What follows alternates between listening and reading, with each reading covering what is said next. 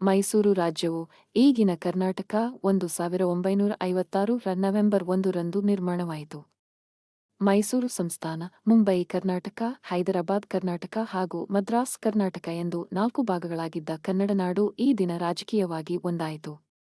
ದಕ್ಷಿಣ ಭಾರತದ ಕನ್ನಡ ಭಾಷೆ ಮಾತನಾಡುವ ಎಲ್ಲ ಪ್ರದೇಶಗಳನ್ನು ವಿಲೀನಗೊಳಿಸಿ ಒಂದು ರಾಜ್ಯವಾಗಿ ಘೋಷಣೆ ಮಾಡಿದ ಈ ದಿನವನ್ನು ಕನ್ನಡ ರಾಜ್ಯೋತ್ಸವವಾಗಿ ಆಚರಿಸಲಾಗುತ್ತದೆ.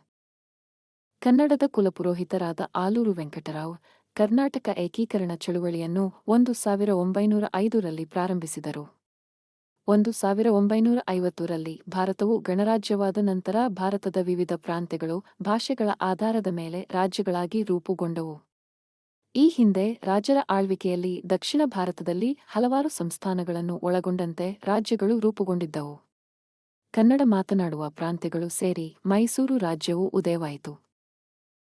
1956ರ ನವೆಂಬರ್ 1ರಂದು ಮದ್ರಾಸ್, ಮುಂಬೈ, ಹೈದರಾಬಾದ್ ಪ್ರಾಂತ್ಯದ ಕನ್ನಡ ಮಾತನಾಡುವ ಪ್ರದೇಶಗಳು ವಿಲೀನಗೊಂಡು ಮೈಸೂರು ರಾಜ್ಯ ಉದಯವಾಯಿತು ಹಾಗೂ ಉತ್ತರ ಕರ್ನಾಟಕ, ಮಲೆನಾಡು ಮತ್ತು ಹಳೆಯ ಮೈಸೂರು ಎಂಬುದಾಗಿ ಹೊಸದಾಗಿ ರೂಪುಗೊಂಡ ಮೈಸೂರು ರಾಜ್ಯವನ್ನು 3 ಪ್ರದೇಶಗಳಲ್ಲಿ ಗುರುತಿಸಲಾಯಿತು.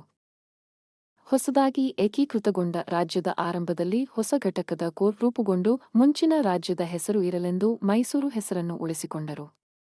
ಆದರೆ ಉತ್ತರ ಕರ್ನಾಟಕದ ಜನರ ತರ್ಕಮಾನ್ಯತೆಗಾಗಿ ರಾಜ್ಯದ ಹೆಸರು ನವೆಂಬರ್ 1, 1973ರಂದು ಕರ್ನಾಟಕ ಎಂದು ಬದಲಾಯಿತು.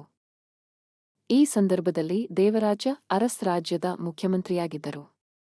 ಕರ್ನಾಟಕ ಏಕೀಕರಣದ ಮನ್ನಣೆ ಇತರ ವ್ಯಕ್ತಿಗಳಿಗೂ ಸೇರುತ್ತದೆ.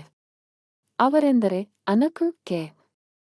ಶಿವರಾಮ ಕಾರಂತ, ಕುವೆಂಪು, ಮಾಸ್ತಿ ವೆಂಕಟೇಶ್ ಅಯ್ಯಂಗಾರ್, ಎಎನ್. ಕೃಷ್ಣರಾವ್ ಮತ್ತು ಬಿ.ಎಂ.